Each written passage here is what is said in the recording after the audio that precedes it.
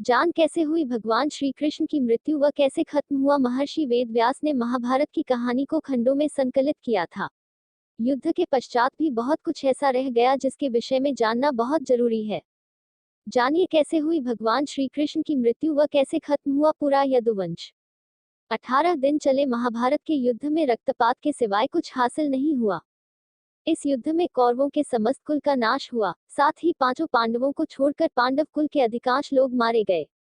लेकिन इस युद्ध के कारण युद्ध के पश्चात एक और वंश का खात्मा हो गया, वो था श्री कृष्ण जी का यदुवंश। महाभारत कौरवों और पांडवों के बीच हुए युद्ध का वो रूप है जिसने कुरुक्षेत्र की मिट्टी तक लाल कर दी थी। कहा जाता है इस भयंकर युद्ध में इतने लोगों ने अपनी जान गंवाई थी कि आज भी उनके लहू से कुरुक्षेत्र, जहां महाभारत का युद्ध लड़ा गया था, की मिट्टी का रंग लाल ही है। महर्षि वेद व्यास ने महाभारत की कहानी को खंडों में संकलित किया था। कुरुक्षेत्र का युद्ध इस ग्रंथ का सबसे बड़ा भाग है, लेकिन युद्ध के पश्चात भी बहुत कुछ ऐसा रह गया जिसके विषय में जानना बहुत जरूरी है, जिनमें भगवान श्री कृष्ण की मृत्यु और द्वारका के नदी में समा जाने की घटना अत्यंत महत्वपूर्ण है। मौसल पर्व पर्वों में से एक है जो अध्यायों का संकलन है। इस पर्व में भगवान कृष्ण के मानव रूप को छोड़ना और उनकी मृत्यु के पश्चात उनकी नगरी द्वारका के साथ घटी घटना का वर्णन है। आइए जानते हैं क्या छिपा है मौसल पर्व की कहानी के भीतर। यह घटना कुरुक्षेत्र के युद्ध के साल बाद की है। कृष्ण की द्वारका नगरी बहुत शांत और खुशहाल थी, जहां युवाओं के भीतर चंचलता बड़ी ही सामान्य थी और वे सभी भोग विलास में लिप्त रहते थे। एक बार कृष्ण के पुत्र साम को एक शरारत सूझी। स्त्री का वेश लेकर वह अपने दोस्तों के साथ ऋषि विश्वामित्र, दुर्वासा, वशिष्ठ और नारद से मिलने गया। वे सभी भगवान श्री कृष्ण के साथ एक औपचारिक बैठक में शामिल होने के लिए द्वारका आए थे। स्त्री के वेश में साम ने ऋषियों से कहा कि वो गर्भवती है। वे उसे ये बताएं कि उसके गर्भ में बच्चे का लिंग क्या है। उनमें से एक ऋषि ने इस खेल को समझ लिया और क्रोधित होकर साम को श्राप दिया कि वो लोहे के तीर को जन्म देगा, जिससे उनके कुल और साम्राज्य का विनाश होगा। साम ने ये सारी घटना उग्रसेन को बताई। उग्रसेन ने साम से कहा कि वे तांबे के तीर का चूर्ण बनाकर प्रभास नदी में प्रवाहित कर दे, इस तरह उन्हें उस श्राप से छुटकारा मिल जाएगा। सांबा ने सब कुछ उग्रसेन के कहे अनुसार ही किया। साथ ही उग्रसेन ने ये भी आदेश दिया कि यादव राज्य में किसी भी प्रकार की नशीली सामग्रियों का ना तो उत्पादन किया जाएगा और ना ही वितरण। इस घटना के बाद द्वारका के लोगों ने विभिन्न अशुभ संकेतों का अनुभव किया। सुदर्शन चक्र, कृष्ण के शंख, उनके रथ और बलराम के हल का अदृश्य हो जाना, अपराधों और पापों में बढ़ोतरी होना, लाज शर्म जैसी चीजों का समाप्त हो जाना। चारों ओर अपराध, अमानवीयता और पाप का साया था। बुजुर्गों और गुरुओं का असम्मान, निंदा, द्वेष जैसी भावनाओं में उल्लेखनीय बढ़त आदि सब द्वारका के लोगों का जीवन बन गया था। ये सब देखकर भगवान कृष्ण परेशान हो गए और उन्होंने अपनी प्रजा से प्रभास नदी के तट पर जाकर तीर्थ यात्रा कर अपने पापों से मुक्ति पाने को कहा। सभी ने ऐसा ही किया।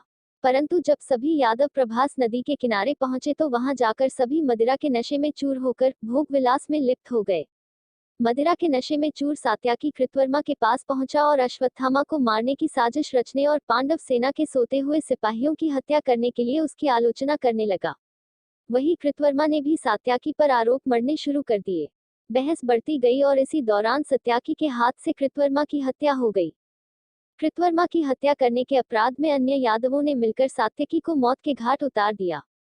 जब कृष्ण को इस बात का पता चला तो वे वहां पर प्रकट हुए और एर का घास को हाथ में उठा लिया। ये घास एक क्षण में परिवर्तित हो गई, जिससे श्री कृष्ण ने दोषियों को सजा दी। मदिरा के नशे में चूर सभी ने घास को अपने हाथ में उठा लिया और सभी के हाथ में मौजूद वो घास लोहे की छड़ बन गई, जिससे सभी लोग आपस में ही भिड़ गए और एक दूसरे को मारने लगे। वभ्रू, दारुक और भगवान कृष्ण के अलावा अन्य सभी लोग मारे गए।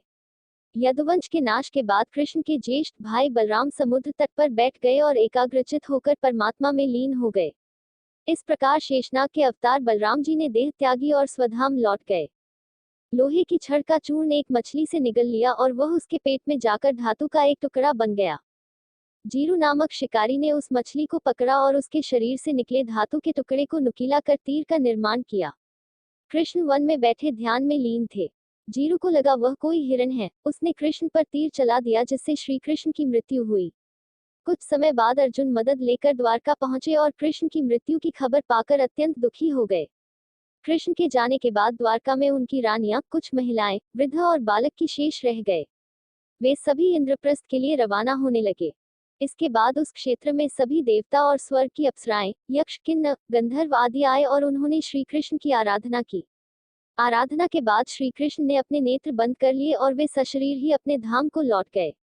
महाभारत युद्ध की समाप्ति के बाद जब युधिष्ठिर का राजतिलक हो रहा था तब कौरवों की माता गांधारी ने महाभारत युद्ध के लिए श्री कृष्ण को दोषी ठहराते हुए श्राप दिया कि जिस प्रकार कौरवों के वंश का नाश हुआ है ठीक उसी प्रकार यदुवंश का भी नाश होगा।